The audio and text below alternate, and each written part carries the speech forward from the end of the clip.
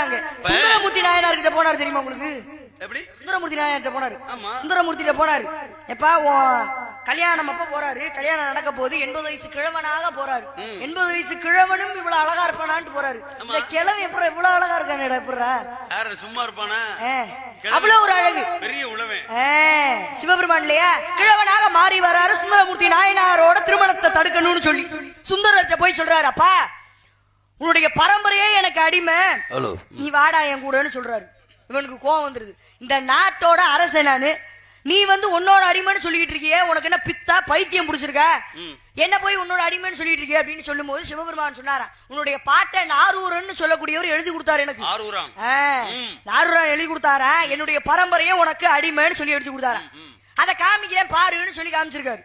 அத கோவத்துல இவன் கிழிச்சு போட்டான். ஆமா, அட வெண்ண வாடா திருவெண்ணை நல்லூருக்குன்னு சொன்னாராம். திருவெண்ணை நல்லூருக்கு அழைச்சிட்டு போய் காமிக்கிறாரு உண்மையான ஓலைச்சுவடி. அந்த ஓலைச்சுவடியை காமிச்சோன்னதான் நம்புறான் சுந்தரமூர்த்தி நாயனார். ஆஹா, வந்தது சிவபெருமானான்னு சொல்லி இவ்வளவு திட்டுன வாயால உங்களை எப்படியா பாடுவேன், பைத்தியக்காரன் பித்தன்னு சொல்லி திட்டேனே, இனிமே போய் உங்களை எப்படி பாடுவேன் அப்படின்னு சொல்லி கேட்கும் போது சொன்னாரா சிவபெருமான், சுந்தரா நீ எப்படிலாம் என்ன திட்டினியோ அப்படிலாம் பாடு அப்படின்னு சொல்லி பெருமாளே அருளாளான்னு பாடினாரா. எதுக்காக?